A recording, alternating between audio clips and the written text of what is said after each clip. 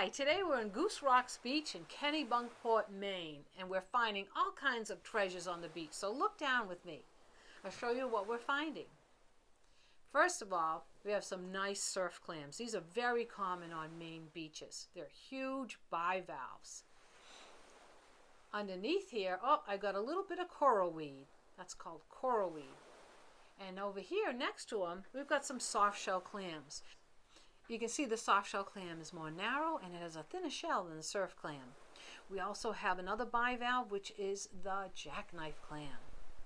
Up here I have some European oysters. You can tell that the shell is much more round and even than our eastern oysters. And the European oysters, I believe they farmed up here.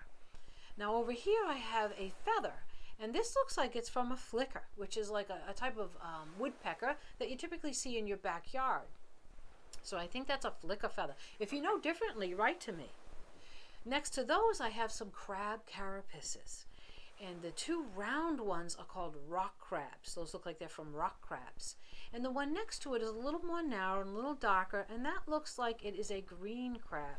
And you can tell because the edge of the shell has these more spiky points to it, whereas the rock crab is smoother.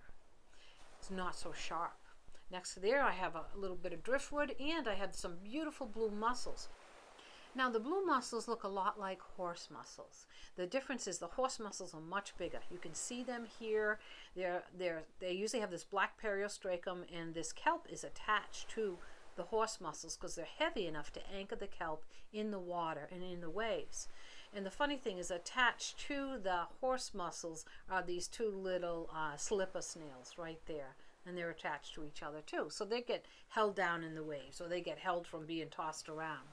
Now this is a beautiful marine algae called Southern Kelp, or Common Southern Kelp. It has these beautiful ruffled edges. It's a really pretty kelp, and they grow very tall in the ocean. And even though it's called a brown seaweed or a brown marine algae, it has a lot of different colors, as you can see, different greens and reds and browns.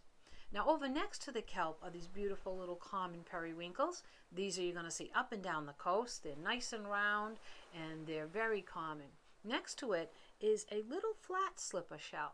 A little bit different than the common. See, the common has got more of a cup, but the flat one again is flat, and then the mollusk has to go underneath that little shelf so it doesn't have as much room as the common slipper shell.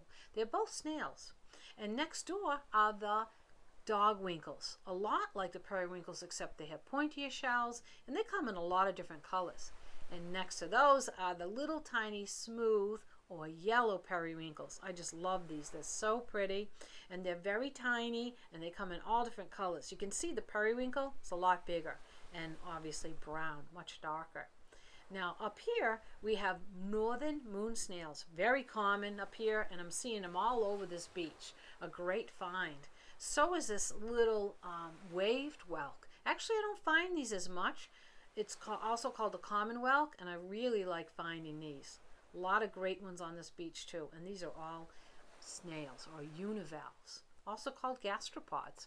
Anyways, we're going to pan around the beach, enjoy the view. It's a great day in April. It's April 13th, and the sun is shining, and as usual, I'm happy to be at the beach. We'll see you next time.